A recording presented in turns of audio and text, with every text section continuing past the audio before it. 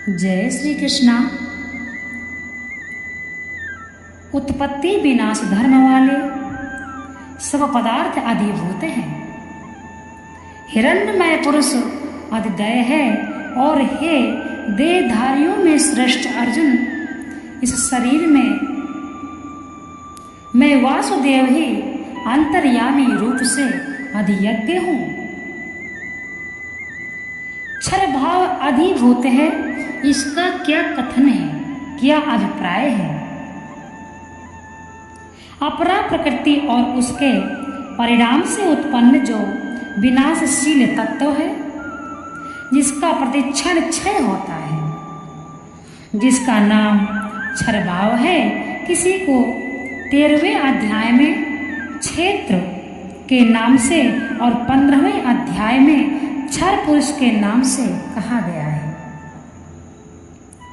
यह क्षर भाव शरीर, इंद्रिय, मन, बुद्धि, अहंकार, भूत तथा विषयों के रूप में प्रत्यक्ष हो रहा है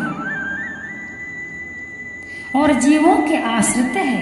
हे अर्जुन, अर्थात जो जीव रूपा चेतन परा प्रकृति ने इसे धारण कर रखा है, इसका नाम अधिभूत है। अपरा प्रकृति को वे अपनी ही प्रकृति बतला चुके हैं, इसलिए यह क्षर भाव भी भगवान का ही है।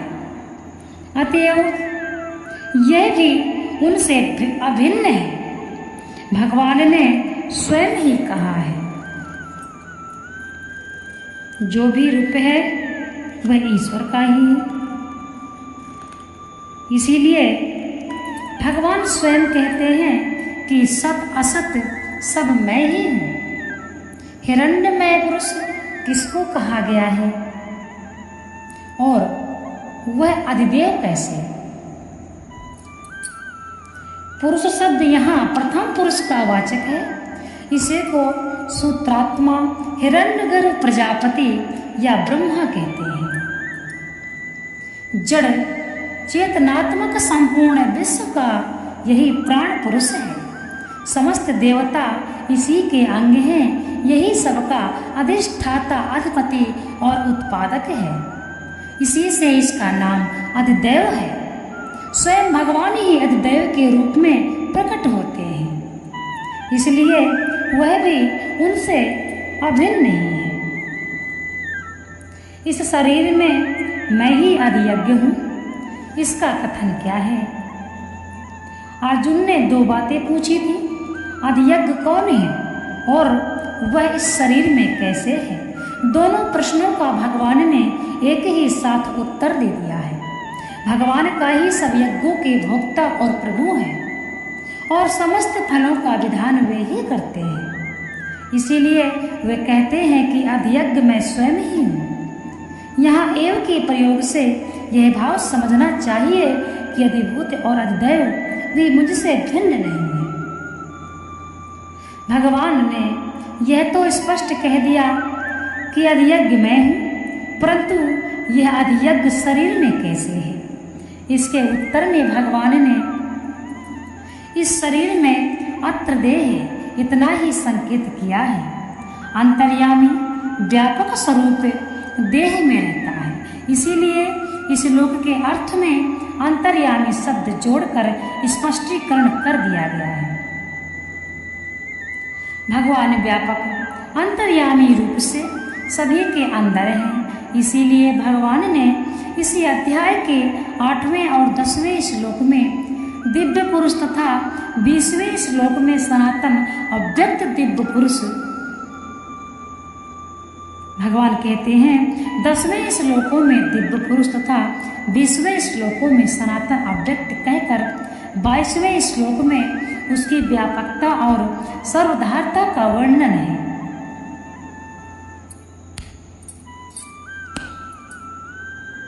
यहाँ भगवान ने अपने उस अव्यक्त सूक्ष्म और व्यापक स्वरूप को अधियज्ञ कहा है और उसके साथ अपनी अभिन्नता प्रकट करने के लिए अधियज्ञ मैं ही हूँ, यह स्पष्ट घोषणा कर दी है। देहव्रताम और इस संबोधन का क्या अभिप्राय है। यहाँ भगवान ने अर्जुन को देवव्रताम वर अर्थात देहधारियों में श्रेष्ठ कहकर यह सूचित किया है कि तुम मेरे भक्त हो, इसीलिए मेरी बातों को संकेत मात्र से ही समझ सकते हो। अतएव अधियज्ञ मैं ही हूँ। इतने संकेत से तुम्हें यह जान लेना चाहिए कि यह सब कुछ मैं ही हूँ। तुम्हारे लिए यह समझना कोई बड़ी बात नहीं है।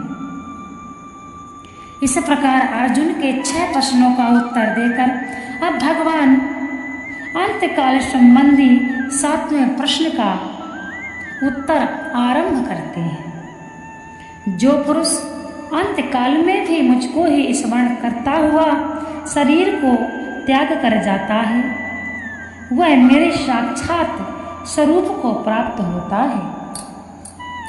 इसमें कुछ भी संशय नहीं है। यहाँ अंतकाल इस पद के साथ चा के प्रयोग का करने का क्या अभिप्राय है। यहाँ चा अव्यय अपि के अर्थ में प्रयुक्त हुआ है। इसमें अंतकाल का विशेष महत्व प्रकट किया गया है। अतः भगवान के कहने का यहाँ यह भाव है कि जो सदा सर्वदा मेरा अनन्य चिंतन करते हैं, उनकी तो बात ही क्या है। जो इस मनुष्य जन्म के अंतिम क्षण तक भी मेरा चिंतन करते हुए शरीर त्याग कर जाते हैं, उनको भी मेरी प्राप्ति हो जाती है। इसीलिए